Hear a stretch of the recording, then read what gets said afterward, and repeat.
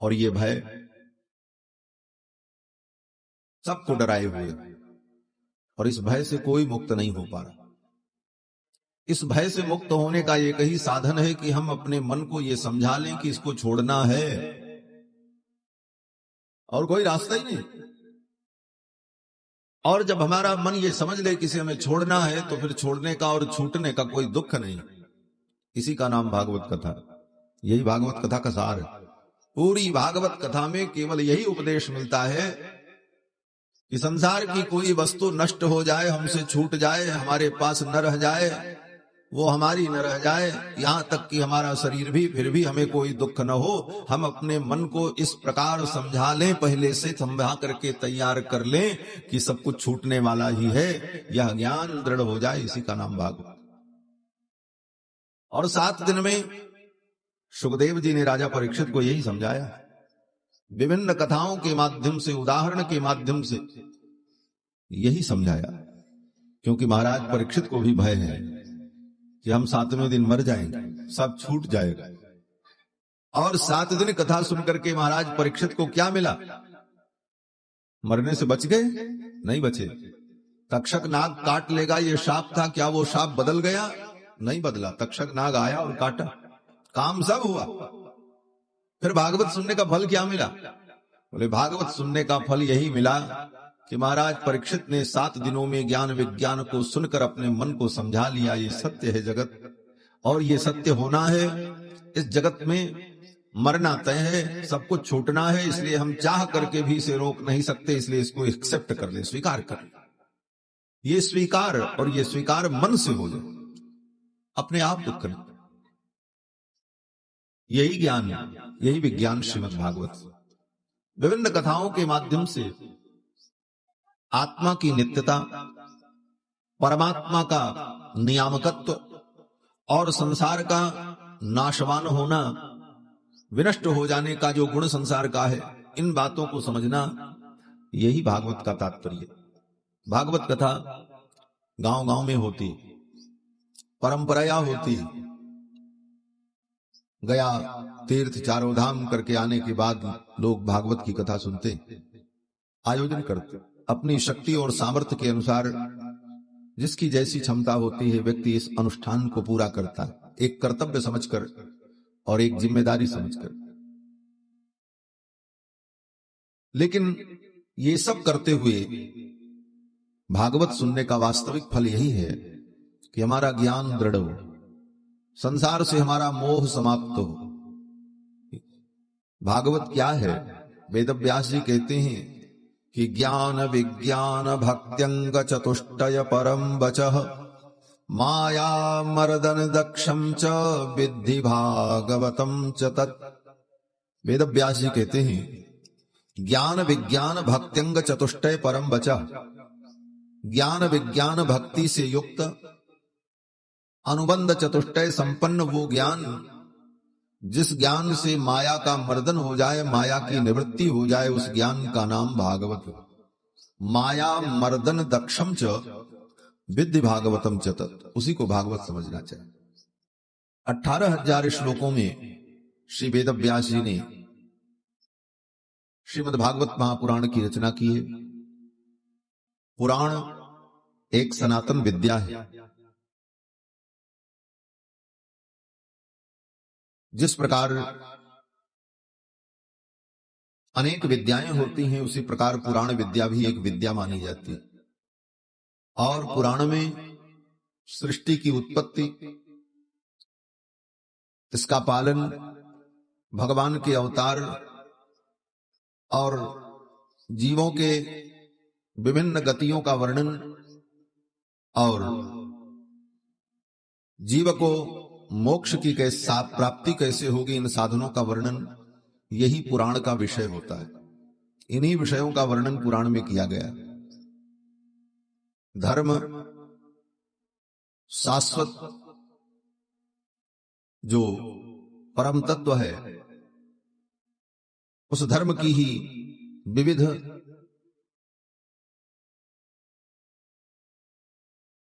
जो अभिव्यक्तियां हैं, उन्हीं का वर्णन श्रीमद् भागवत महापुराण है। चारों वेद जो धर्म के मूल हैं, उन्हीं वेदों की व्याख्या है श्रीमद् भागवत महापुराण। वेदों में जिन धर्मों का वर्णन है ज्ञान विज्ञान का, उसी का वर्णन भागवत में। एक परंपरा है कि हम गया और चार धाम करने के बाद भागवत की कथा सुनते हैं, और इस इतनी व्यस्तता में अनुष्ठान करके सुनने वाला व्यक्ति केवल इसी में परेशान हो जाता है। कौन आया कौन गया, रिश्तेदार आए नातेदार आए, उनकी व्यवस्था करो उनकी व्यवस्था करो, ये घटा ये बढ़ा ये भंडारा। केवल विवाह शादी के समान इसको भी एक फंक्शन के रूप में व्यक्ति करके अपने कर्तव्य को पूरा कर लेता है। परंतु असली बात यह है कि भागवत को समझना चाहिए। ये समझने के लिए भले कुछ न हो, बहुत बड़ा कार्यक्रम, परंतु भागवत में जो ज्ञान है उस ज्ञान को हम समझ लें, यही भागवत कथा सुनने का फल है और यही इसका तात्पर्य है। मनुष्य जीवन में आकर धर्म के अनुकूल जीवन जीना, यही मानव जीवन का लक्ष्य है। और धर्म क्या है? बोले धर्म का निर्णय भी हम आप नहीं करते, वेद पुराण जो निर्णय करते हैं वही धर्म है। और धर्म दुनिया में एक ही है जिसका नाम सनातन धर्म है। बाकी दुनिया में कोई धर्म नहीं। धर्म दो नहीं होता। धर्म माने वो गुण जो गुण अनादिकाल से है और अनंत काल तक रहेगा, जो अपरिवर्तनीय है, उसको कहते हैं धर्म। जैसे अग्नि का धर्म है जलाना। आज से लाख करोड़ वर्ष पहले भी अग्नि किसी को जलाती थी, आज भी जला रही, आगे भी जलाएगी। ऐसा नहीं है कि लाख वर्ष पहले अग्नि बहुत मीठी होती थी और ठंडी होगी, अभी जला रही है, आगे पता नहीं क्या करेगी, ऐसा कुछ नहीं। अनादिकाल में अग्नि तत्व का जो धर्म था, किसी को जला देना, दाह तत्व, वो तेज, वही अग्नि में आज भी है और आगे भी रहेगा। उसी प्रकार जो धर्म अनादि था वही आज भी है और आगे भी रहेगा। धर्म दो नहीं होता, धर्म सदा एक होता है।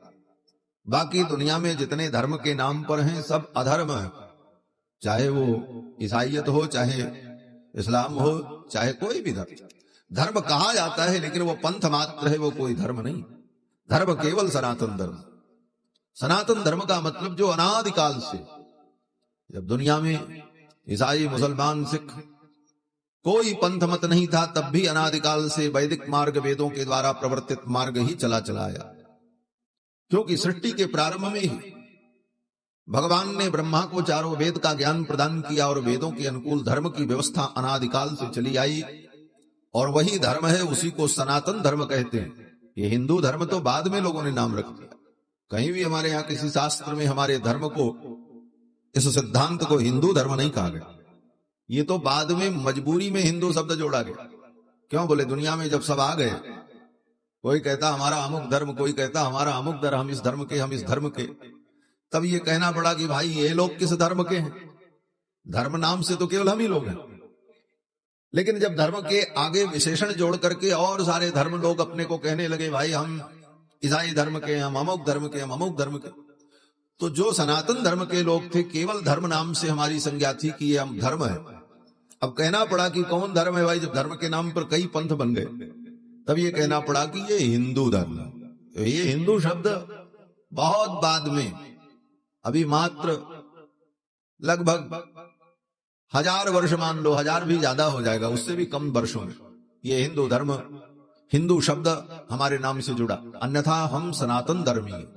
सनातन धर्म का मतलब, सनातन माने जो पहले भी रहा, आज भी है और आगे भी रहेगा, और यही विशुद्ध धर्म है। बाकी दुनिया में जितने धर्म के नाम पर पंथ हैं सब अधर्म है। क्यों? बोले धर्म दो हो ही नहीं सकता। वो भी धर्म हो, ये भी धर्म हो, ऐसा कैसे हो? धर्म तो एक हो, धर्म दो हो नहीं सकता। इसलिए दुनिया में अगर कोई धर्म है तो वह सनातन धर्म ही है। बाकी सब सनातन धर्म के विरुद्ध जितने मत पंथ हैं सब अधर्म मात्र। और धर्म की परिभाषा क्या है? बोले वेदों के द्वारा अनादिकाल से जो उपदेश किया गया है वही धर्म है। वेद अनादि, कुरान, बाइबल, दुनिया के जितने पंथों के ग्रंथ हैं वे सारे ग्रंथ बहुत बाद में बनाए गए। और वेद, बोले वेद को किसी ने नहीं बनाया, वेद तो अनादिकाल से वेदों को ब्रह्मा ने भी नहीं बनाया। ब्रह्मा जी को भी वेद का ज्ञान भगवान ने दिया। तेने ब्रह्म हृदय आदि कवये मुह्यन्ति यत् सूरया। श्रीमद् भागवत महापुराण के प्रारंभ में ही वेद व्यास जी कहते हैं कि सृष्टि के प्रारंभ में भगवान ने ही ब्रह्मा को वेदों का ज्ञान दिया। क्यों? बोले वेद ही धर्म का मूल है और उन वेदों के अनुकूल सृष्टि का संचालन हो, इसलिए भगवान ने ब्रह्मा को भी वेद का ज्ञान दिया। ब्रह्मा जी ने वेद नहीं बनाया, भगवान ने भी वेद को नहीं बनाया। वेद अनादिकाल से, अनंत काल से, जब से भगवान तब से वेद। बोले कब से भगवान? बोले भगवान अनादि, इसलिए वेद भी अनादि, तो ये धर्म भी अनादि। इन सारी बातों को आज न कोई समझने को तैयार है, न कोई समझाने को तैयार है। इस सत्य को समझने के लिए व्यक्ति को सुनना होगा और सुन करके स्वाध्याय करके इसे स्वीकार करना। श्रीमद् भागवत महापुराण उन्हीं वेदों की व्याख्या है। वेदों में जिन धर्मों का वर्णन है, उन्हीं चीजों को, ज्ञान विज्ञान को भागवत के माध्यम से वेद व्यास जी ने प्रस्तुत किया। वेद व्यास जी महाराज भगवान के अवतार हैं और इनका नाम वेद व्यास इसीलिए है कि इन्होंने वेदों का व्यास किया। व्यास माने विस्तार। जैसे कथा कहने वाले व्यक्ति को कहते हैं कथा व्यास, तो कथा व्यास कहने का मतलब वो कथा बनाता नहीं है, कथा तो पहले से, उसी कथा को फैलाता है। व्यास, व्यास माने फैलाना। गणित में भी, रेखा गणित में वृत्त के व्यास को हम नापते हैं, इसकी लंबाई कितनी, व्यास कितना, तो व्यास का मतलब विस्तार। तो कथा व्यास का मतलब वो कथा बनाता नहीं, कथा का व्यास करता, विस्तार करता। कथा तो पहले से बनी बनाई। उसी प्रकार वेद जो धर्म के मूल हैं, वो वेद अनादि पहले से। व्यास जी खाली उसका विस्तार करते हैं, उसको समझाते हैं लोगों को। वेद में क्या लिखा है ये दुनिया को बताने के लिए उन्होंने 18 पुराण लिखा, इसीलिए उनका नाम वेद व्यास। तो वेद व्यास जी ने 18 पुराण की रचना की और 18 पुराणों में अंतिम पुराण श्रीमद् भागवत महापुराण। इस पुराण के बाद उन्होंने कोई पुराण नहीं लिखा। क्यों? बोले लिखने के लिए फिर कुछ बचा ही नहीं। सारा ज्ञान विज्ञान जो बचा था वो सब भागवत में लिख करके पूर्ण कर दिया। श्रीमद् भागवत महापुराण लिखने के बाद वेद व्यास जी ने अपनी कलम को विराम दे दिया। ऐसा ये दिव्य ग्रंथ श्रीमद् भागवत महापुराण है। 18,000 श्लोकों में निबद्ध है और भगवान की अनेक दिव्य मंगलमयी लीलाओं का वर्णन, भगवान के अवतार का वर्णन, भगवान के भक्तों का वर्णन, भक्तों ने भगवान की भक्ति कैसे की, भगवान ने उनके ऊपर अनुग्रह और कृपा कैसे की, इन सारे विषयों का वर्णन भागवत में। 7 दिन तक श्रीमद् भागवत महापुराण के अनुष्ठान की एक विधि है कि देवताओं का पूजन करके, ब्राह्मणों का वर्ण करके, नियमों का पालन करते हुए 7 दिन तक श्रीमद् भागवत महापुराण के मूल श्लोकों को श्रवण करे और किसी योग्य विद्वान आचार्य ब्राह्मण के द्वारा उन श्लोकों के अर्थों को, भाव को सुने और समझे। इसीलिए ये प्रक्रिया होती है कि देवताओं का पूजन हो, ब्राह्मणों का वर्ण हो, दिन में पूजा पाठ हो, मूल श्लोकों का पारायण हो और सायंकाल दूसरे सत्र में सामान्य लोग जो संस्कृतज्ञ नहीं हैं, संस्कृत भाषा को ठीक से नहीं समझ सकते, पुराण को समझ नहीं सकते, उनको समझाने वाला कोई व्यास हो और भागवत के तत्व को समझावे। इसीलिए कथा का आयोजन। अब हमारे ब्रजभूषण सिंह सोच रहे होंगे कि दूसरी जगह स्वामी जी कुछ और ही कथा कहते हैं, यहां कुछ और ही कहेंगे। कारण है यहां जो माताएं हैं, गांव के भोले भाले लोग हैं, इन लोगों को किसी प्रकार से इनके हृदय में भागवत की कथा उतरे, ये मेरा उद्देश्य है। बाकी कथा तो हम 3 घंटा बाज के चले जाएंगे, लेकिन कुछ बातें ऐसी हो जो आपको कुछ मिले और हम ऐसी बात सुना के चले जाएं जो आपके सिर के ऊपर से उड़ जाए, तो उसका आनंद नहीं हो। बहुत साधारण शब्दों में जो आपको समझ में आ जाए, तो ये भागवत है। वेद व्यास जी महाराज ने भागवत लिखी और इसकी बड़ी महिमा है। पहले भागवत की महिमा को सुनी जाती है। क्यों? बोले महिमा सुनेंगे तभी उसको सुनने में मन लगेगा। क्यों? बोले महिमा का मतलब महत्व, उसका लाभ, ये जानना जरूरी होता है।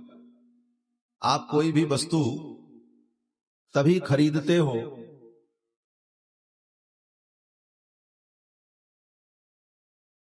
और कोई वस्तु आप तभी खरीदते हैं अथवा अपने पास बटोरते हैं अथवा रखते हैं जब उसके महत्व को जानते हैं। इसीलिए कंपनियां कोई वस्तु बेचती हैं तो उसका एडवर्टाइजमेंट करती हैं, उसका महत्व बताती हैं। इसका ये मतलब है, ये दवा खाइए, गैस भगाइए, इसका ये फायदा होगा। तब उस फायदा को सुन करके उस वस्तु को लेने का हमारा मन करता है, क्योंकि ये मानव की स्वाभाविक प्रवृत्ति है। जब तक उसे कोई लाभ नहीं दिखेगा तब तक वो काम नहीं करेगा। प्रयोजन मनुद्देश्य मंदोपि न प्रवर्तते। बिना प्रयोजन के, बिना लाभ के मंद से मंद प्राणी भी व्यक्ति किसी कार्य में प्रवृत्त नहीं होता। पहले वो ये जानना चाहता है इसका लाभ क्या। भैया भगाओ, अभी पानी वानी पीना बंद करिए। हम 3 घंटा बोलेंगे हम पानी नहीं पिएंगे, यहां रिश्तेदारी ना कराओ, कथा सुनो बैठ के। 3 घंटा कथा पीजिए, उसका आनंद लीजिए। और पानी वानी पीना हो तो ऊपर जाए। यहां कोई पानी, किसी श्रोता को पानी मत पिलाइए, नहीं तो पानी पीने वाला भी डिस्टर्ब होगा और पिलाने वाले आएंगे, दूसरे लोग डिस्टर्ब होंगे और कथा से ध्यान टूट जाएगा। जिसको पानी पीना होगा धीरे से उठ के जाए, पानी पी करके चला। और हम तो कहेंगे 3 घंटे कथा ही पियो ना, क्या दिक्कत। कथा भी पी जाती है। पिबत भागवतम रसमालयम, वेद व्यास जी कहते हैं इस कथा को पियो। पिबत भागवतम रसमालयम मुहुरहो रसिका भुवि भावुका। भावुक होकर इस भागवत रस को पीना चाहिए। पीने का मतलब जैसे पीने वाला व्यक्ति, ये पीने की बात क्यों कही? कथा तो सुनी जाती है, लेकिन व्यास जी कहते हैं पिबत भागवतम, इस भागवत को पियो। बोले कान से सुनते हैं कि पीते हैं? तो कहते उस सुनने को ही पीना कह रहे हैं। क्यों? बोले पीते समय जो हमारी स्थिति होती है वो स्थिति हमारी सुनने समय हो जाए।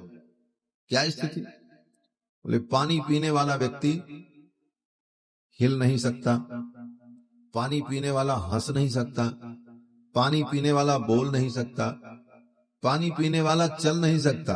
क्यों? बोले चलते हुए आप पानी नहीं पी सकते, हंसते हुए पानी नहीं पी सकते। हंसेंगे पानी पिएंगे तो नाक में पानी चला जाएगा। बोलते समय आप पानी नहीं पी सकते, खाते समय तो आप बोल सकते हैं। लोग मुंह में मसाला रख लेते हैं, पान रखते हैं, बोलते हैं नहीं? बोलते लेकिन पानी रख करके नहीं बोल सकते। पानी पीते समय ना आप बोल सकते हैं ना हंस सकते हैं,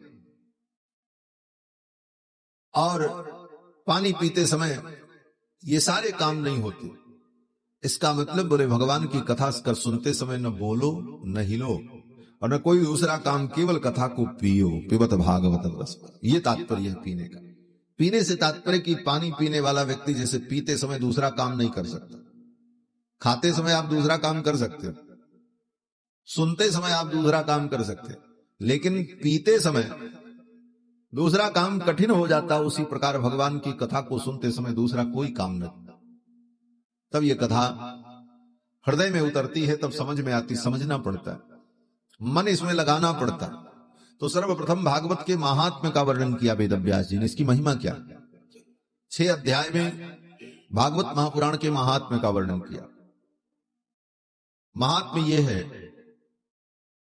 कि आज से लगभग 5200 वर्ष पूर्व नैमिषारण्य में, नैमिषारण्य एक तीर्थ है सीतापुर जनपद में उत्तर प्रदेश में, वहां नैमिषारण्य में गोमती नदी के तट पर 88,000 शौनकादि मुनि एकत्रित हुए और उन मुनियों ने विचार किया कि हम लोग कुछ दिन तक सत्संग करें। यहीं पर किसी महापुरुष के द्वारा ज्ञान विज्ञान की, भक्ति की बातों को हम श्रवण करें। कोई ऐसा महापुरुष मिले जो हमको कथा सुनावे। तो वहीं पर नैमिषारण्य में श्री सूत जी महाराज विराजमान थे, जो पुराण के बहुत बड़े विद्वान।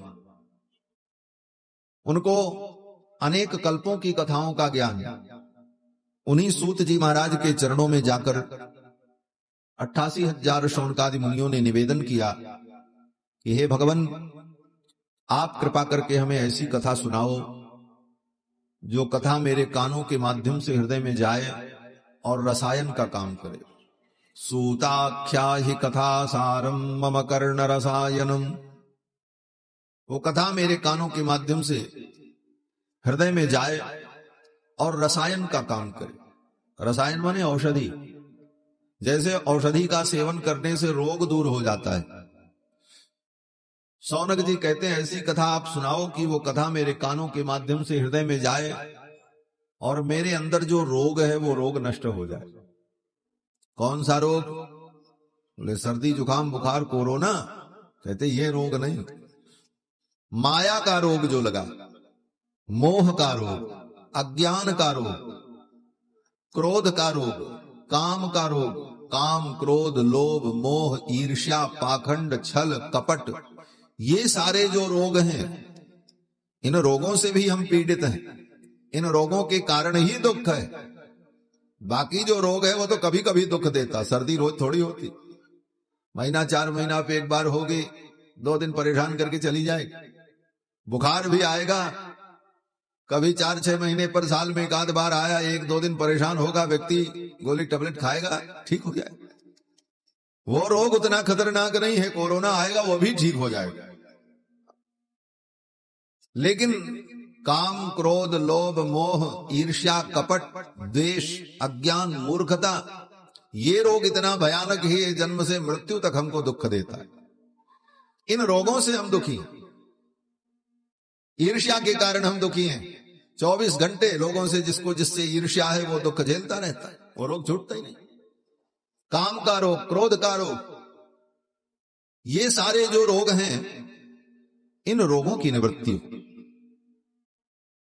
और इन रोगों की निवृत्ति कैसे होगी? बोले जो मानसिक रोग हैं, इन मानसिक रोगों की दवा भी मानसिक ही होती। क्रोध क्या है? क्रोध एक हमारी मन स्थिति होती।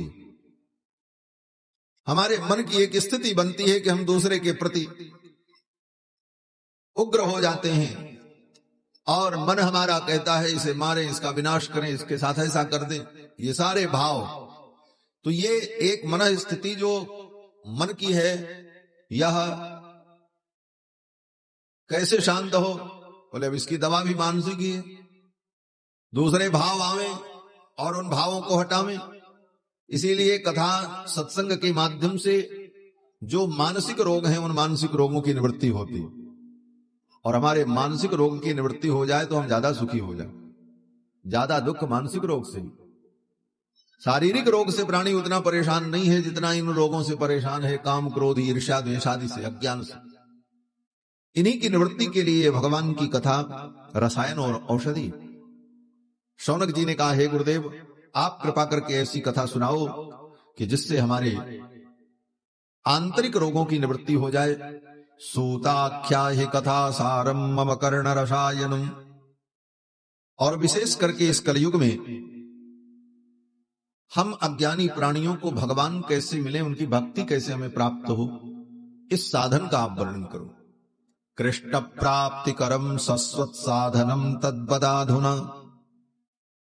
इस प्रकार जब शौनक जी ने प्रश्न किया तो सूत जी महाराज बड़े प्रसन्न हुए और सूत जी ने कहा, हे मुनियों, मैं तुमको सभी सिद्धांतों का जो सार है वो सुनाऊंगा।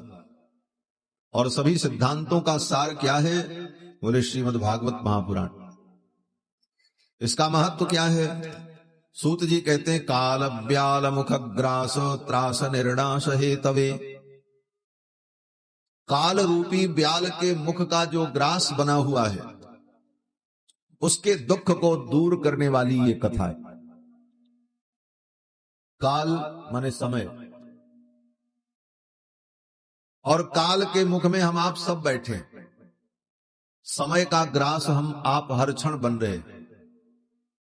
काल से बाहर कोई नहीं है, काल ही सबको खाता है, काल ही सबको समाप्त करता है। क्यों? बोले हर वस्तु के समाप्ति का एक काल होता है, हर चीज का एक काल तय है। तो काल सर्वत्र विद्यमान है और काल के मुख में ही हम आप बैठे हैं। काल आ जाएगा तो हमारा सब कुछ नष्ट हो जाएगा, धन भी नष्ट होगा, व्यवस्थाएं भी बिगड़ेंगी, हम भी नष्ट होंगे, ये सब चलता रहेगा इस और होता रहता संसार। जब जिसका काल आ जाता है वो खत्म हो जाता है। क्यों बोले काल से बाहर हम भाग करके जा भी नहीं सकते, क्योंकि काल सब जगह है। काल माने समय, समय कहां नहीं, जहां आप बैठे हो वहां भी 5 बज रहा है, यहां भी 5 बज रहा है। काल सब जगह है, समय चल रहा है और वो समय सब जगह व्याप्त है पूरे ब्रह्मांड में। और काल ज्यों ज्यों चलता है, जिस काल में जिसको जाना है, जो होना है, उस हिसाब से काल सबको समेटता जाता है। काल की गति अबाध है, उसे कोई रोक नहीं सकता और काल से बाहर कोई जा नहीं सकता। काल के मुख में ही हम बैठे और इस काल से बच भी नहीं सकते। तब क्या है बोले, इससे जो भय है वो भय छूट जाए बस। और वो भय तभी छूटेगा जब हम ज्ञान संपन्न हो। तो सूत जी महाराज कहते हैं, काल रूपी ब्याल के मुख के हम जो ग्रास बने हुए हैं, ये भय दूर हो जाए, ये डर निकल जाए हमारे मन से, हम निश्चिंत हो जाएं। चलो जो होना होगा होगा, चलते रहना। तो काल के भय की निवृत्ति कैसे हो? सूत जी कहते हैं, श्रीमद् भागवतम शास्त्रम कलौ कीरेण भाषितम। ये श्रीमद् भागवत शास्त्र कलयुग के प्रारंभ में सुखदेव जी ने राजा परीक्षित को सुनाया। ये कथा काल के भय से हमें मुक्त कर देती है। तो कहते हैं ये कथा मिलेगी कैसे? तो सूत जी कहते हैं कि जन्मांतरे भवेत पुण्यम तदा भागवतम लभेत। किसी जन्म का पुण्य होगा तभी भागवत की कथा सुनने को मिलेगी, तभी भागवत कथा सुनने का अवसर मिलेगा। क्यों बोले, ये भागवत की कथा बड़ी दुर्लभ है, देवताओं को भी दुर्लभ है। आप कहोगे महाराज सब जगह तो भागवत होती, दुर्लभ कहां है? दुर्लभ का मतलब ये आपके हृदय में उतरे तब भागवत सुनने का फल हो तो रही है सब जगह। कितना आप सुन करके ग्रहण कर रहे हैं ये महत्वपूर्ण, ये इसकी दुर्लभता है। सब इसे प्राप्त नहीं कर पा रहा। कथा तो सब जगह हो रही, लेकिन इस कथा की वास्तविकता को, इसके वास्तविक स्वरूप को हम कितना ग्रहण कर पा रहे हैं, ये भागवत कथा हमारे अंदर कितना जा रही है और इसको सुन करके हमारे अंदर कितना परिवर्तन आया, ये भागवत को प्राप्त करना। बाकी पांडाल लगा करके 7 दिनों तक गान बजान के साथ हो हल्ला करके एक आयोजन पूर्ण हो जाए, ये तो हो ही रहा है सब जगह, सारी दुनिया में हो रहा।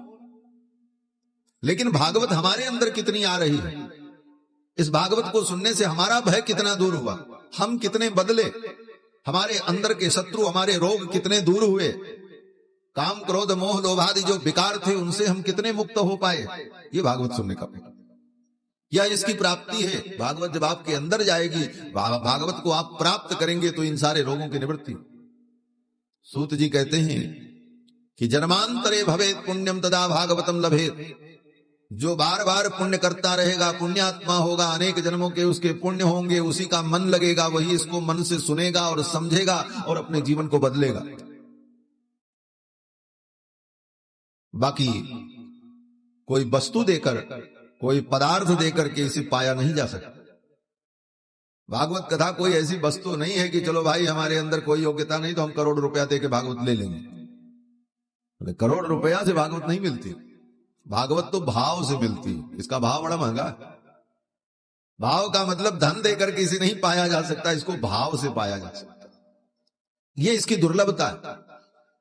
भाव नहीं है, इसे हम हृदय से नहीं सुन करके समझने की चेष्टा कर रहे हैं, तो बोले तो ये भागवत कथा हमारे हृदय में नहीं उतर पाएगा। और ये तभी होगा जब हम पुण्य करते रहें। इसीलिए शास्त्रों ने कहा हमेशा अच्छे काम करते रहो, हर क्षण प्रयास करो कि हमारे द्वारा कुछ अच्छा होता रहे, हम कोई पुण्य करते रहे, पुण्य बटोरते रहो, पाप से बचो और पुण्य का संग्रह करते रहो। तभी ऐसी सद्बुद्धि आएगी, तभी जीवन में दिव्यता आएगी। पाप से बचें और पुण्य करते रहें। बोले पुण्य करने का तरीका, पुण्य केवल पैसे से नहीं होता, पुण्य अनेक प्रकार से होता।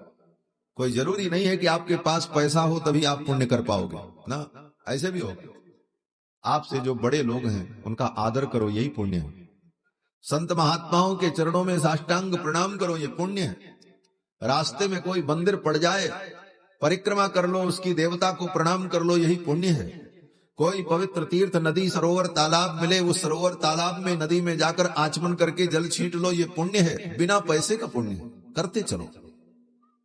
पुण्य की पूंजी बनती चली जाएगी, यही पुण्य समय आने पर काम करे। धन से भी पुण्य होता है।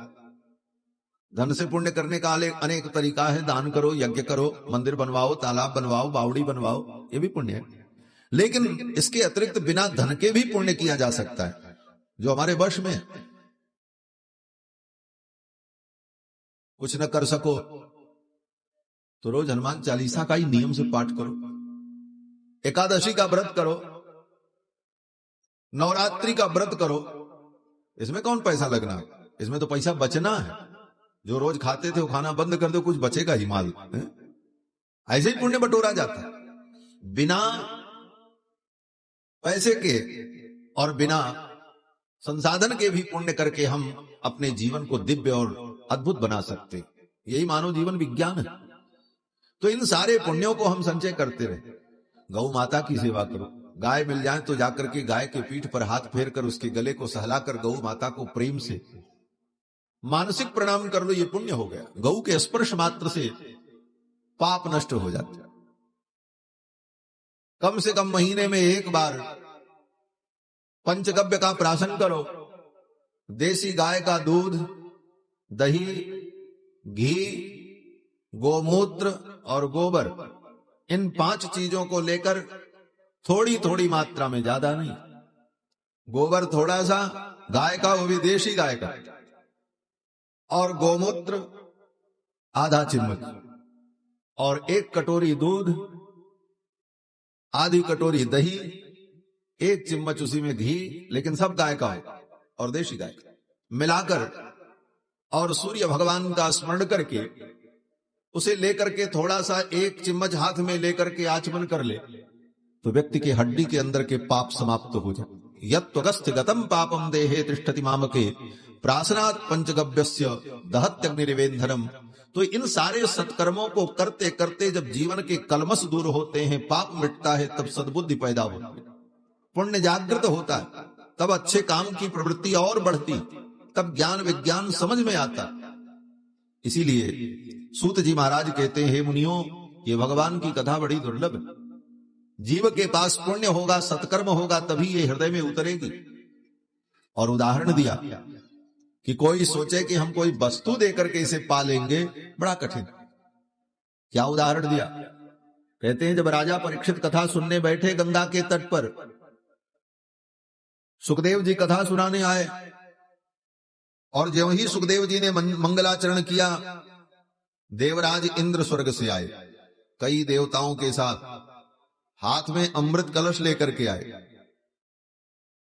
देवराज इंद्र को देखकर सुखदेव जी ने सोचा, ये स्वर्ग के राजा क्यों आए हैं, क्या बात है? पूछा, क्या प्रयोजन है आपके आने का? देवराज इंद्र ने कहा, हम स्वर्ग से ये अमृत लेकर के आए। क्यों आए हैं भाई साहब? तो इंद्र ने कहा कि ये अमृत आप ले लीजिए और इसके बदले में हमको ये कथा दे दीजिए, जो कथा आप राजा परीक्षित को सुनाने जा रहे हैं। परीक्षित आज के 7वें दिन मरने वाले हैं, इनको तक्षक नाग काटेगा, साप हो गया, तो मैं स्वर्ग से अमृत लाया हूं, ये अमृत इनको दे दिया जाए। अमृत पी लेंगे तो अमृत पीने वाला तो अमर हो जाता है, तक्षक का बाप भी काटेगा तो उसकी मृत्यु नहीं होगी। ये अमृत पी लें, हम अमृत लेकर के आए, और जो भागवतामृत, कृष्ण कथामृत आप इनको सुनाने जा रहे हैं, वो हमको दे दीजिए। स्वर्ग का अमृत देकर के इस कथा को लेना चाहते हैं, ये हमें मिल जाए।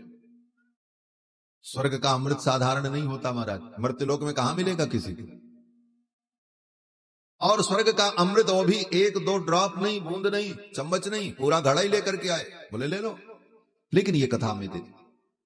इतनी बहुमूल्य वस्तु स्वर्ग का अमृत जो पृथ्वी पर मिलेगा ही नहीं। पृथ्वी की संपूर्ण वस्तु देकर के कोई कहे हमको अमृत मिल जाए, तब भी नहीं मिलेगा। और वह अमृत स्वयं इंद्र लेकर के आए और परीक्षित से कहा, ले लो, और ये कथा जो आप पीने जा रहे हो, ये कथा हमको सुनवा दो, ये कथा मुझे मिल जाए। लेकिन महाराज परीक्षित ने कहा, नहीं, हम स्वर्ग का अमृत नहीं देंगे, हम तो कथामृत पिए, हमको स्वर्ग के अमृत की जरूरत नहीं, आप ले जाओ अपना अमृत। देवता लोग जैसे आए थे वैसे ही उल्टे पांव चले गए। स्वर्ग का अमृत देने पर भी ये कथा उनको नहीं मिली। सुधा कुंभम गृहीत्वैव देवाः तत्र समागमन।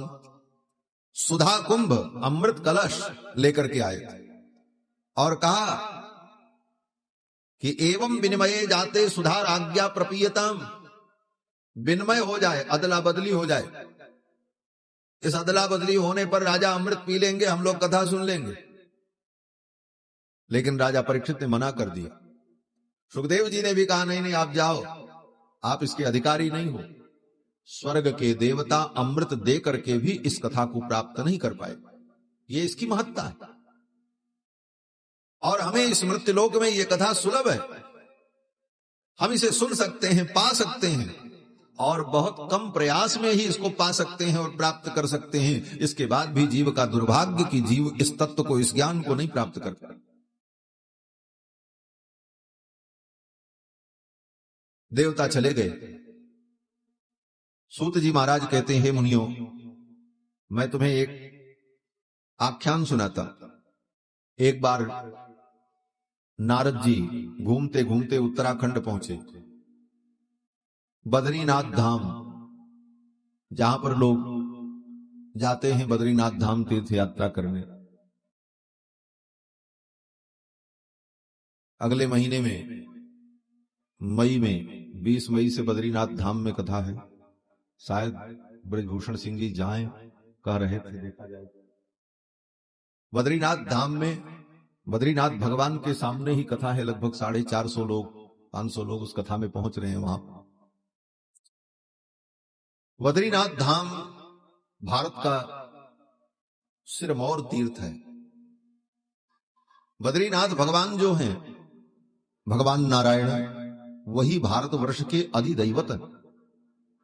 और भारतवर्ष में रहने वाले हर प्राणी का कर्तव्य है कि जीवन में एक बार जरूर जाकर के बद्रीनाथ भगवान का दर्शन करें। बद्रीनाथ भगवान तपस्या करते। आप बद्रीनाथ धाम जाओगे तो भगवान वहां पलथी मारकर ऐसे तपस्या की मुद्रा में बैठ करके तप कर रहे हैं। भगवान तपस्वी बनकर के विराजमान। भगवान किसके लिए तपस्या कर रहे हैं? भगवान से बड़ा कौन है, वो क्यों तपस्या करे? तो कहते हैं भगवान हमारे आपके लिए तपस्या कर रहे हैं।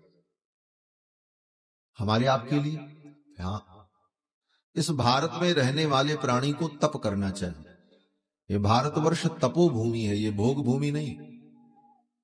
इस भारत में पैदा होने वाले मनुष्य को अपने जीवन को तपोमय बनाना चाहिए।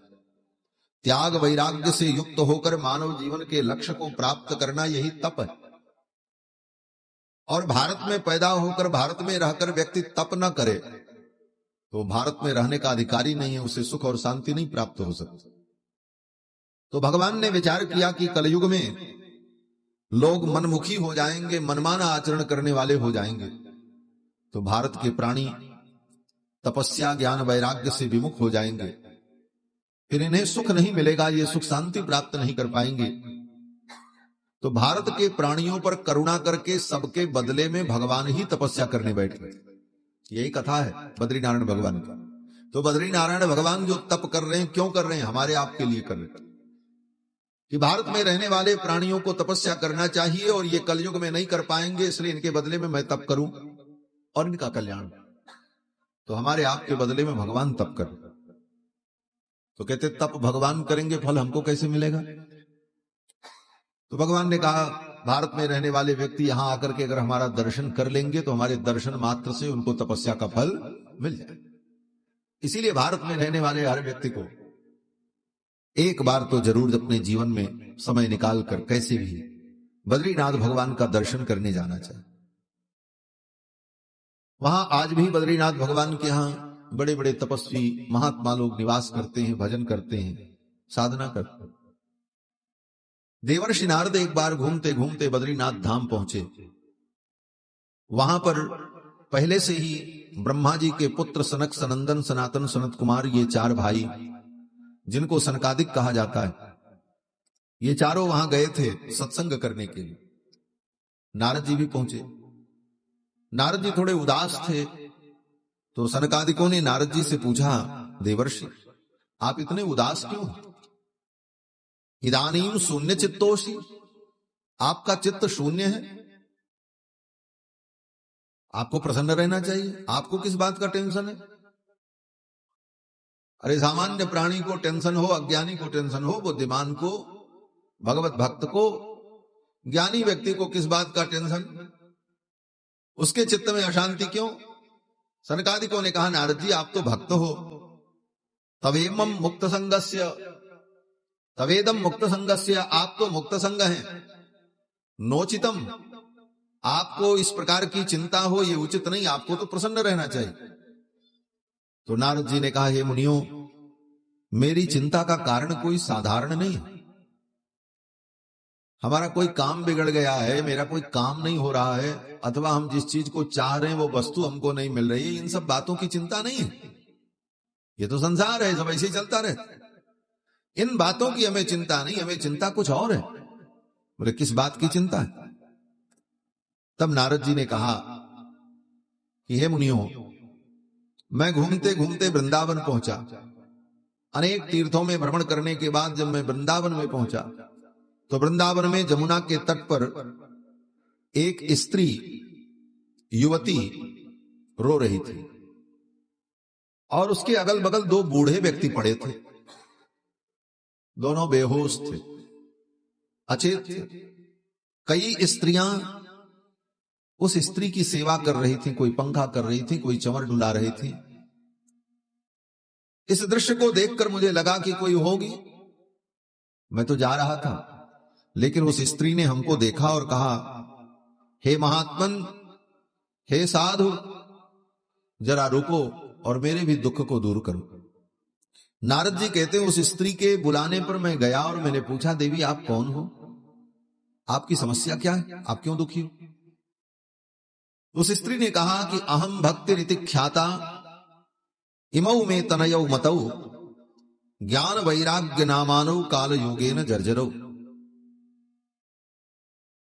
मैं भक्ति हूं, मेरा नाम भक्ति है। नारद जी ने कहा, कौन सी भक्ति? अरे भक्ति ने कहा, जिस भक्ति को दुनिया के लोग ढूंढते हैं, मुझे भक्ति मिल जाए, भगवान की भक्ति। भक्ति मूर्तिमान होकर के, प्रकट होकर के खड़ी थी। भक्ति ने कहा, मैं भक्ति हूं। नारद जी ने कहा, अच्छा, ये आपके अगल बगल जो पड़े ये बूढ़े लोग कौन है? ये दो जो बेहोश पड़े हैं।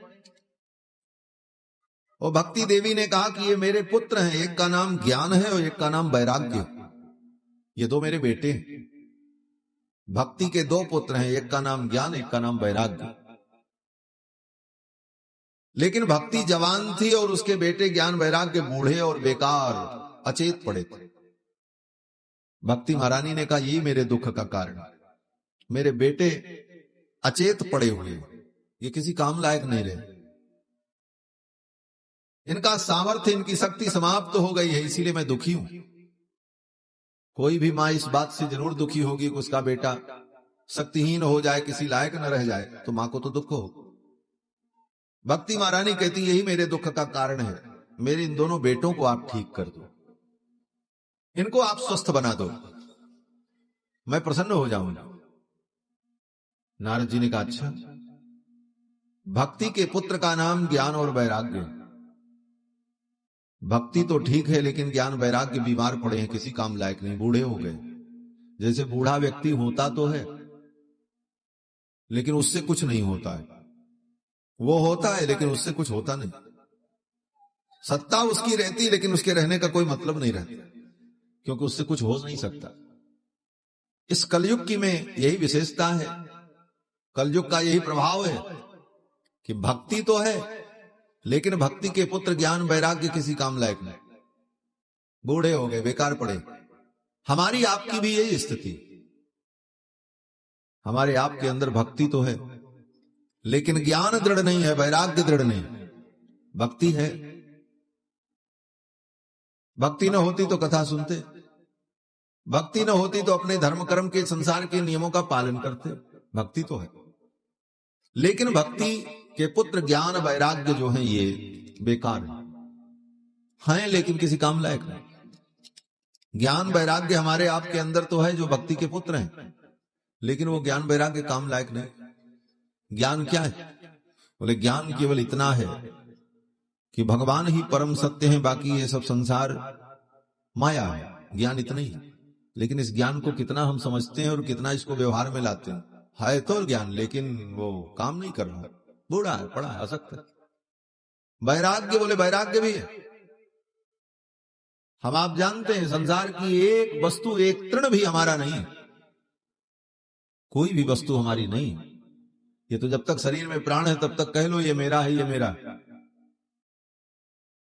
जिस दिन शरीर से प्राण निकल जाए, जितना खसरा खतौनी पे आपका नाम है सब ट्रांसफर हो जाएगा, अपने आप ही खत्म हो जाएगा, कहीं कुछ आपका नहीं। इस बात को जानने के बाद भी हम अपने मन को समझा नहीं पाते, वैराग्य नहीं होते। और जानते हैं, हर व्यक्ति जानता है, ऐसा नहीं है नहीं जानता।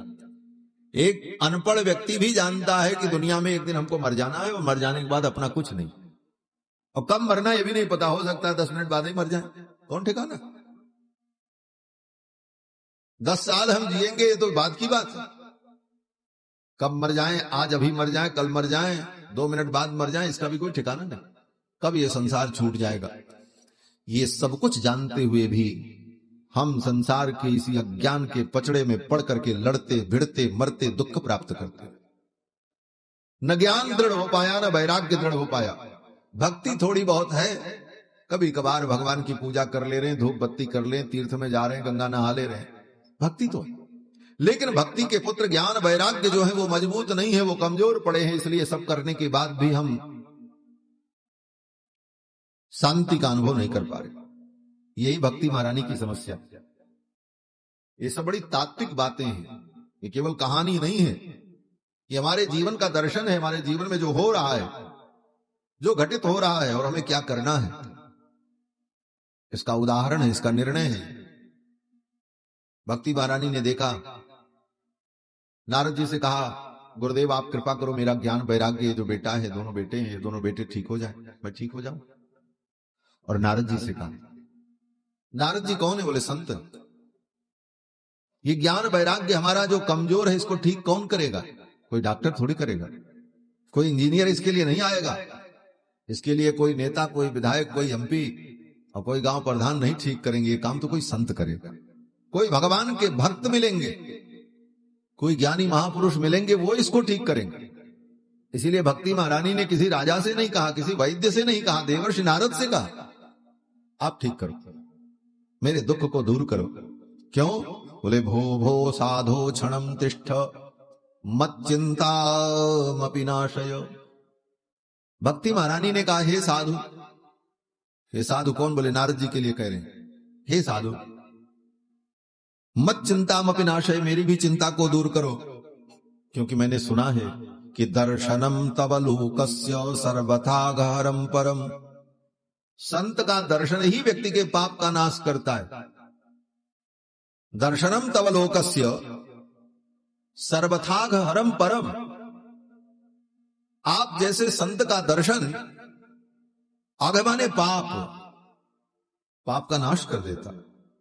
सर्वथा गहरम परम, सर्वथा अघ माने पाप का हरण कर लेने वाला। भागवत के महात्म्य के इसी श्लोक का मानो अनुवाद गोस्वामी जी ने रामायण में किया, संत दरस जी में पातक टरई। भक्ति महारानी ने कहा नारद जी से कि संत के दर्शन से पाप नष्ट हो जाता, तो आप कृपा करो मेरे बेटे ज्ञान वैराग्य ठीक हो जाए। देवर्षि नारद ने सोचा आप ज्ञान वैराग्य कैसे ठीक करें।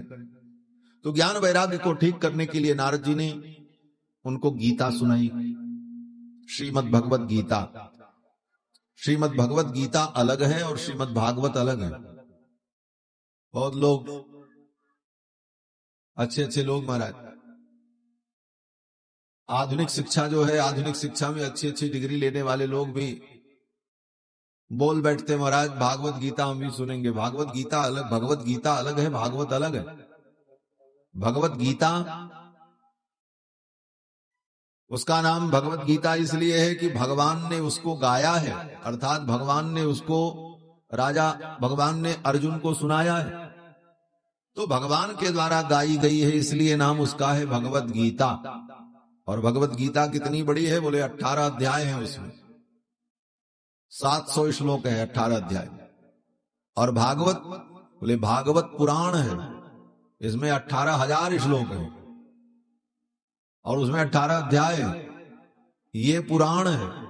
और भगवत गीता बोले भगवत गीता कोई स्वतंत्र ग्रंथ नहीं है, महाभारत ग्रंथ का वो 18 अध्याय है जो निकाल करके अलग छाप दिया गया है, जिसको श्रीमद् भगवत गीता कहते हैं। महाभारत के युद्ध में भगवान ने अर्जुन को सुनाया, तो श्रीमद् भगवत गीता अलग है, श्रीमद् भागवत महापुराण। ये सब साधारण बातें हम आपको इसलिए कह रहे हैं कि मन में अगर कहीं किसी को भ्रम रहे तो दूर। तो नारद जी ने भगवत गीता सुनाई, उन्होंने सोचा गीता सुनाने से, गीता का ज्ञान सुनाएंगे तो ज्ञान ठीक हो जाएगा, वैराग्य भी ठीक हो जाएगा। 18 अध्याय गीता सुनाई। गीता 18 अध्याय ही है, बहुत छोटी, 700 श्लोक, लेकिन ग्रंथ बड़ा गंभीर है। एक एक श्लोक में बड़े बड़े अर्थ है महाराज। बड़े बड़े विद्वानों ने पुथन्ना लिख डाला, इतनी व्याख्या उसकी की, आज भी लोग पढ़ते हैं, समझते हैं। तो गीता का प्रवचन सुना दिया नारद जी ने, सोचा इस गीता को सुनकर के ज्ञान वैराग्य ठीक हो जाएंगे, नहीं हुआ। उपनिषद सुनाया, उपनिषद माने वेदांत, उपनिषद सुनाया, और भी बहुत सारे ज्ञान विज्ञान की बातें नारद जी ने सुनाई, लेकिन वो ज्ञान वैराग्य दोनों ठीक नहीं हुए, वो बूढ़े दोनों पड़े ही रहे। भक्ति महारानी ने कहा मुनिवर आपके इस उपदेश से, प्रवचन से इनका कोई सुधार नहीं हुआ। तब नारद जी ने सोचा अब क्या करें, गीता सुना करके, उपनिषद वेद वेदांत सुना करके भी कोई लाभ नहीं मिला, ये ठीक नहीं हुए। उसी समय आकाशवाणी हुई। आकाशवाणी में देवताओं ने कहा इनके लिए सत्कर्म करो, सत्कर्म करने से ये स्वस्थ हो जाएंगे। नारद जी चिंता में पड़े, कौन सा सत्कर्म करें, किस सत्कर्म के करने से ये ठीक होंगे। तो नारद जी चल पड़े और घूमते घूमते उत्तराखंड पहुंचे थे और उनको सनकादिक मिले थे। तो नारद जी कहते मेरी चिंता का यही कारण है, मैं उपाय ढूंढने निकला हूं कि ज्ञान वैराग्य को मैं कैसे ठीक कर पाऊं। गीता वेदांत सब सुनाने पर भी वो ठीक हुए नहीं। आकाशवाणी ने कहा सत्कर्म करो तब ठीक होंगे, तो ये सत्कर्म क्या है जिसके करने पर ज्ञान वैराग्य भक्ति तीनों ठीक हो जाए। तो सनकादिकों ने कहा सबसे बड़ा सत्कर्म श्रीमद् भागवत महापुराण की कथा है। श्रीमद् भागवत महापुराण की कथा सुनाओ, ज्ञान वैराग्य ठीक हो जाएंगे, स्वस्थ हो जाएंगे, भक्ति महारानी भी प्रसन्न हो जाएंगे। नारद जी ने कहा अच्छा तो कौन सुनाएगा। सनकादिकों ने कहा हम सुना देंगे। बोले कहां, बोले चलो हरिद्वार में सुनाते। बद्रीनाथ धाम से उतर करके सनकादिक आ गए। कहां, बोले हरिद्वार, गंगा के तट पर।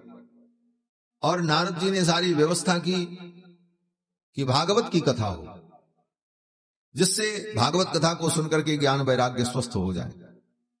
गंगा के तट पर आयोजन हुआ। गंगा द्वार समीपे तु तटमानंद नामकम। गंगा का तट, आनंद तट, हरिद्वार में कथा का आयोजन किया नारद जी ने। सनक, सनंदन, सनातन, सनत कुमार, ये चार भाई हैं, ब्रह्मा जी के पुत्र हैं। इनको सनकादिक कहा जाता है। सनकादिक, सनकादिक माने सनक, आदिक माने आदि, माने तीन और।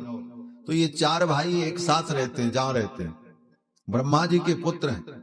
और ये 5 वर्ष से ज्यादा इनकी उम्र कभी नहीं होती, सदा बालक रहते। तुलसीदास जी ने लिखा रामायण में, देखत बालक बहुकालीना, देखने में ये बालक ही रहते लेकिन बहुत पुराने हैं, सृष्टि के प्रारंभ से।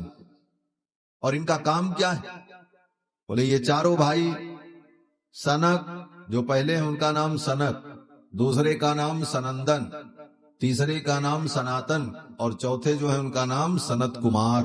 ये 4 भाई हैं, सनक, सनंदन, सनातन, सनत कुमार।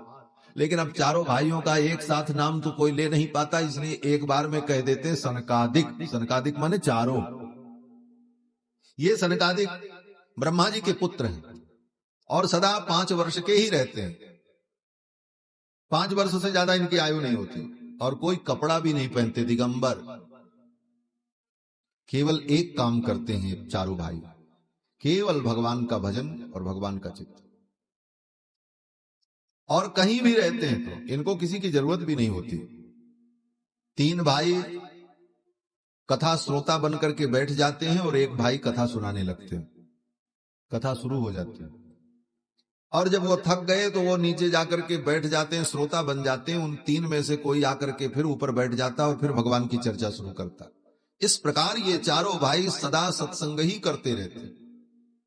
देखत बालक बहुकालीना, ब्रह्मानंद सदा लयलीना। ब्रह्मानंद में ही लीन रहते। और इनका काम क्या है? आशा बसन व्यसन यह तिनहि, रघुपति चरित हो ही तह सुनहि। आशा ही इनका बसन है। बसन माने वस्त्र, आशा माने दिशा। दिशा का एक नाम है आशा। तो आशा बसन दिशाएं ही इनके वस्त्र हैं, ऐसे कोई कपड़ा नहीं पहनते। और व्यसन क्या है? व्यसन माने आदत, लत। जैसे लोगों को लत पड़ जाती है, व्यसन जिसको कहा जाता है। तो इन चारों भाइयों का एक व्यसन है, लत है। बोले क्या लत है? बोले भगवान की कथा सुनेंगे और सुनाएंगे, दूसरा काम नहीं। यही इनकी आदत। तो ये चारों भाई सनकादिक नारद जी से कहते हैं चलो हरिद्वार में वहीं कथा होगी और भागवत की कथा से ज्ञान वैराग्य भक्ति तीनों ठीक हो जाएंगे। सनकादिक आए गंगा के तट पर, चारों तरफ हल्ला मच गया। क्या? बोले ब्रह्मा के पुत्र सनक, सनंदन, सनातन, सनत कुमार, ये चारों भाई गंगा के तट पर कथा सुनाने जा रहे हैं। और कौन सी कथा? बोले भागवत की कथा। आयोजन किसने किया है? बोले नारद जी ने। सुनने वाले श्रोता कौन है? बोले भक्ति ज्ञान वैराग्य। भक्ति रहेंगी और उनके पुत्र ज्ञान वैराग्य रहेंगे। अब ऐसी अलौकिक कथा का जब प्रचार हुआ, सुनाने वाले इतने महान सनक, सनंदन, सनातन, सनत कुमार, ब्रह्मा के पुत्र, परम ज्ञानी, कथा का आयोजन करने वाले भगवान के परम भक्त देवर्षि नारद, और सुनने वाले कौन? बोले भक्ति ज्ञान वैराग्य। अब तो गंगा के तट पर अपार भीड़ एकत्रित हो गई। सब आ गए कथा सुनने। कथा शब्दम समाकर्ण्य तत्रिकम तरुणायते। कथा होने जा रही है, सुनकर के भक्ति महारानी तो आई गई, ज्ञान वैराग्य भी स्वस्थ हो गए, आ गए। और भी अनेक ऋषि मुनि महात्मा मलात्मा विमलात्मा लोग जो हरिद्वार के सन्निकट उत्तराखंड में यत्र तत्र तप कर रहे थे, साधना कर रहे थे, सब आ गए। गंगा तटम समाजग्मुः कथा पानाय सत्वराः। कथा का पान करने के लिए, इस कथा को सुनने के लिए जल्दी जल्दी सब आ गए महाराज। कहते कैसे आए? श्री भागवत पीयूष पानाय रसलम पटाह। श्रीमद भागवत रूपी अमृत को पीने में जो लंपट थे, जो इस कथा के लंपट थे, वो सब आ गए। लंपट माने लालची, लोभी व्यक्ति को कहा जाता लंपट। लोग कहते महाराज ये आदमी बड़ा लंपट है, लेकिन भगवान की कथा का लंपट हो तो अच्छी बात है। यहां कथा सुनने कौन आए? बोले जो कथा लंपट थे, कथा से जिनको लोभ था, कथा से जिनको प्रेम, वो सब आ गए कथा सुनने। कौन कौन आए? बोले बड़े बड़े ऋषि लोग आए। भृगुर वसिष्ठश्च वनश्च गौतमो मेधातिथिर्देवल देवरातौ। भृगु, वशिष्ठ, च्यवन, गौतम, मेधातिथि, देवल, देवरात, ये बड़े बड़े ऋषि मुनि महात्मा कथा सुनने के लिए वहां आ गए गंगा के तट पर। देवता लोग भी आए, नदियां आईं, पर्वत आए, ये सब मूर्तिमान रूप धारण करके कथा सुनने आए। और कथा प्रारंभ हुई। कथा जब प्रारंभ हुई तो सनकादिकों ने सर्वप्रथम भागवत की महिमा का वर्णन किया। सनकादिकों ने कहा ये कथा बड़ी दिव्य है, ये कथा कभी भी सुनी जा सकती। भागवत की कथा सुनने के लिए दिन का कोई नियम नहीं है। दिनानाम नियमो नास्ति सर्वदा श्रवणम मतम। भगवान की कथा के लिए, भागवत कथा के लिए दिन और साहित्य की जरूरत नहीं होती। और जितने काम है उसके लिए तो साहित्य की जरूरत हो। साहित्य देखना, ब्याह होगा बोले ब्याह का मुहूर्त देखो, जनेऊ करना है बोले मुहूर्त देखो, गृह प्रवेश करना है बोले पंडित जी से मुहूर्त पूछो, बढ़िया दिन धराओ। लेकिन भागवत की कथा के लिए बोले जब से मन करे तभी शुरू कर, इसके लिए कोई दिन नहीं, दिनानाम नियमो नास्ति। भागवत की कथा सुनने के लिए कोई दिन का नियम नहीं। सर्वदा श्रवणम मतम, ये सर्वदा श्रवणम हमेशा सुनी जा सकती है। जब आपको सुविधा हो जाए, आपकी अनुकूलता हो, भागवत की कथा सुनो। माघ में सुने कि फागुन में सुने कि कार्तिक में सुने, बोले सदा सुनो, जब मन करे तभी सुन लो। भगवान की कथा के लिए कोई मुहूर्त नहीं होता। और भागवत की कथा के लिए बस इतना ही नियम है कि पवित्रता से इसे सुन करके समझो। बाकी तो बहुत सारे नियम हैं, लेकिन वो नियम सब उतने महत्वपूर्ण नहीं है। महत्वपूर्ण नियम यही है कि इसको सुन करके हम समझें। अब सनकादिक गंगा के तट पर कथा सुनाने लगे, ज्ञान वैराग्य भक्ति सब सुन रहे। कथा जब प्रारंभ हुई तो भक्ति महारानी अपने पुत्र ज्ञान वैराग्य को लेकर के श्रोताओं के मध्य में आ गए। जैसे कथा सुन रहे इतने लोग बैठे, कोई व्यक्ति आ जाए यहां बीचों बीच सामने, तो कोई व्यक्ति यहां बीचों बीच में आ जाएगा, तो जितने लोग बैठे हैं कोई ना कोई तो देखेगा कि भाई कौन आया, किधर से आया। और अगर कोई नहीं भी देखा तो जो सुनाने वाला व्यक्ति वो तो देखेगा ही कि भाई ये व्यक्ति इधर से आया। सूत जी कहते हैं कि हरिद्वार में कथा हो रही थी, उस कथा के मध्य में भक्ति महारानी अपने पुत्र ज्ञान वैराग्य को लेकर के आ गई बीचों बीच में। हजारों लोग बैठे थे, लेकिन वो किधर से आई किसी ने देखा ही नहीं उनको आते। जब वो बीचों बीच आकर के खड़ी हो गई भक्ति महारानी अपने पुत्र ज्ञान वैराग्य को लेकर, तब लोगों की दृष्टि गई तो लोगों ने देखा क्या, वो भक्ति महारानी कीर्तन कर रही थी, कुछ गुनगुना रही थी। क्या कीर्तन कर रही थी? बोले श्री कृष्ण गोविंद हरे मुरारे नाथेति नामानि मुहुर्वदन्ति। श्री कृष्ण गोविंद हरे मुरारी, हे नाथ नारायण वासुदेव, यही कीर्तन करती हुई भक्ति महारानी आगे। लोगों ने देखा, लोग एक दूसरे से पूछने लगे, कथम प्रविष्टा कथमागतेयम। कथम प्रविष्टा, ये किधर से आई? कथमागतेयम, कैसे आई? मध्य मुनीनाम इति तर्कयन्तः, इन मुनियों के मध्य में, महात्माओं के बीच में ये कैसे आ गई? किसी ने इनको आते देखा ही नहीं, किधर से आई? बड़ा आश्चर्य। तो कथा सुनाने वाले जो सनक सनंदन सनातन सनत कुमार चारों भाई थे, उन्होंने कहा ये कहीं से आई नहीं है, आई होती तो लोग इनको आते देखते। बोले तब? तो सनकादिकों ने कहा, ऊचुक कुमाराह वचनम तदानीम। उस समय उन सनकादिकों ने, सनत कुमारों ने कहा कि कथार्थ तो निष्पतिता धुनेयम, अभी अभी इसी कथा से इनका प्रादुर्भाव हुआ, इसी कथा में से इनका प्राकट्य हुआ, इसी कथा से ये प्रकट हुई। इसका मतलब? बोले इसका मतलब ये है कि भगवान की भक्ति और भक्ति के पुत्र ज्ञान वैराग्य ये कहीं से आते नहीं, ये कथा से प्रकट होते।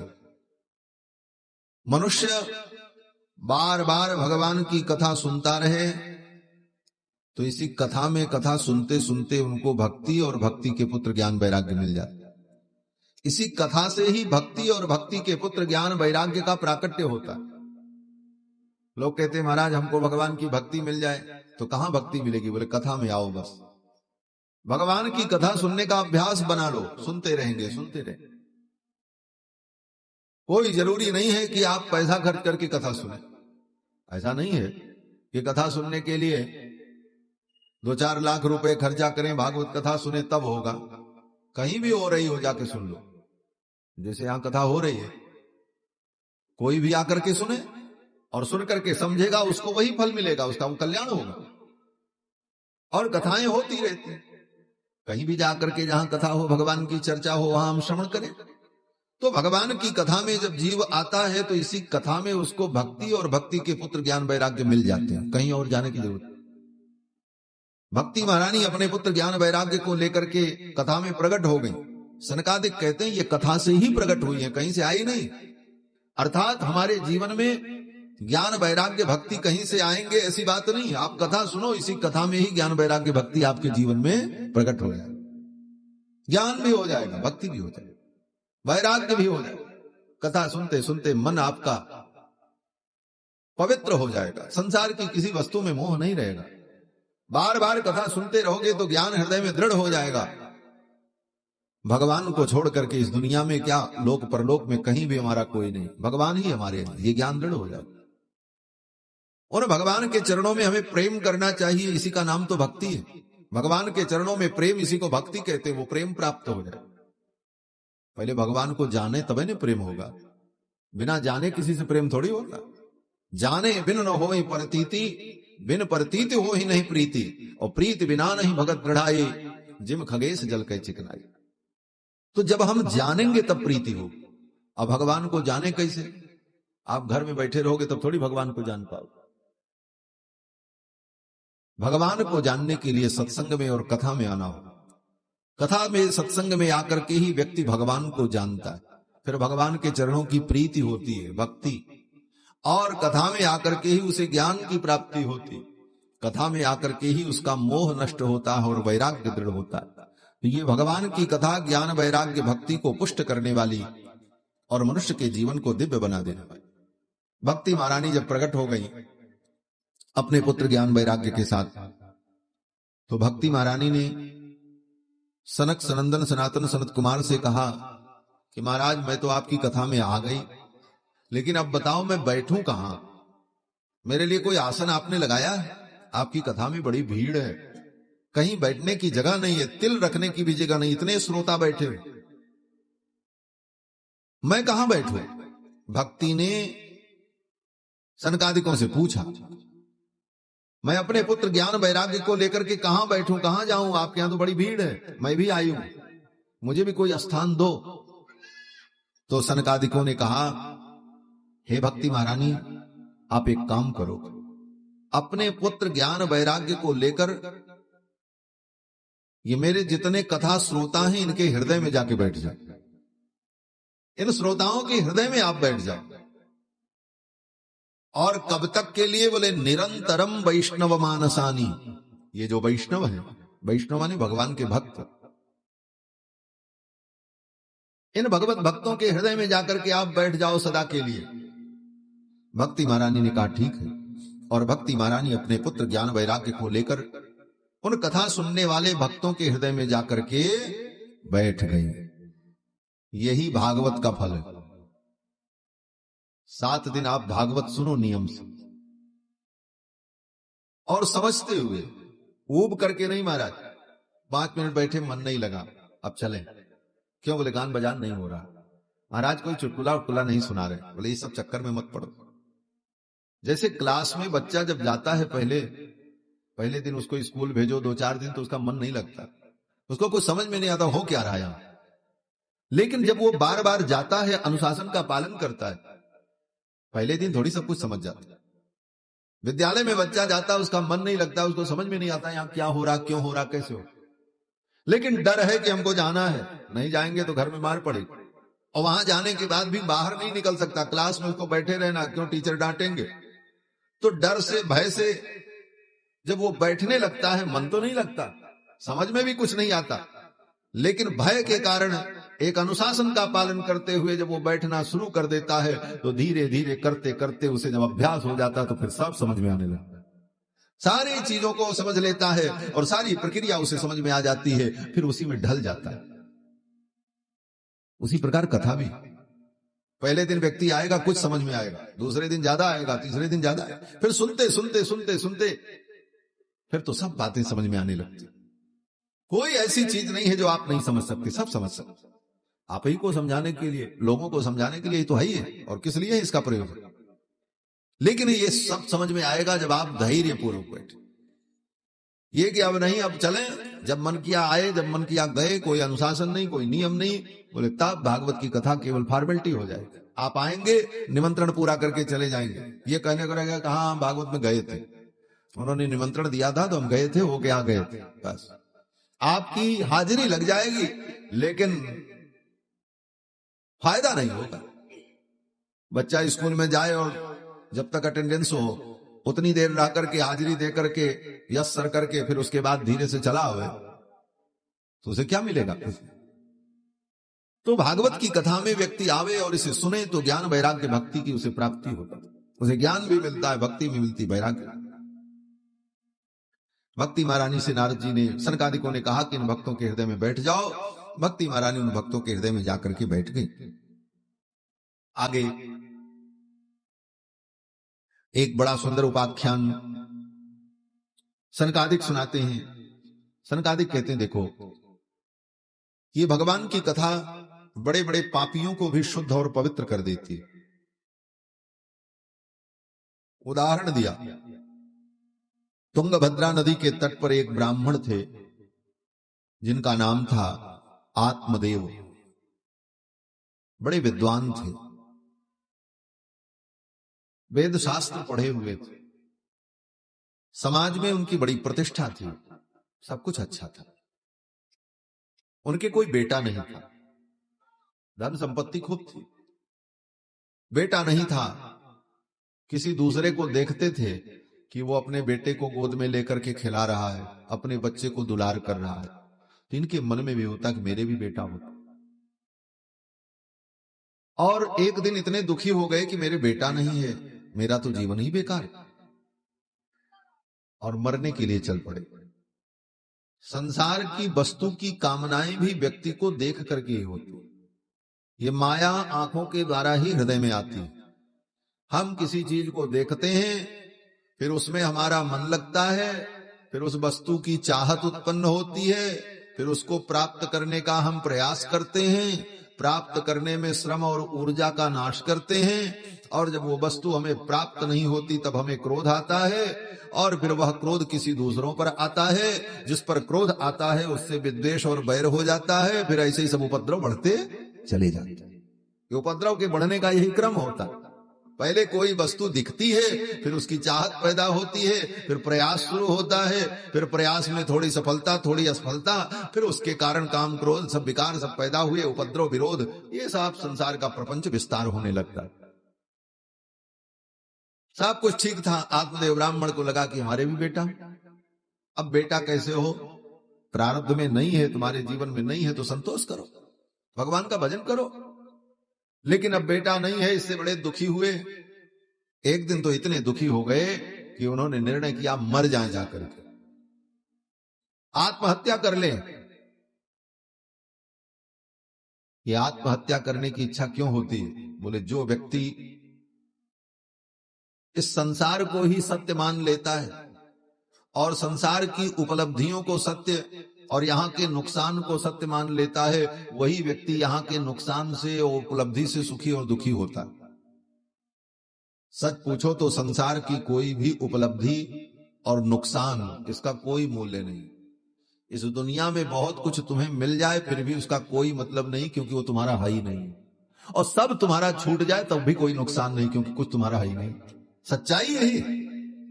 लेकिन ये बात हृदय में बड़े जल्दी समझ में आ जाए बड़ा मुश्किल।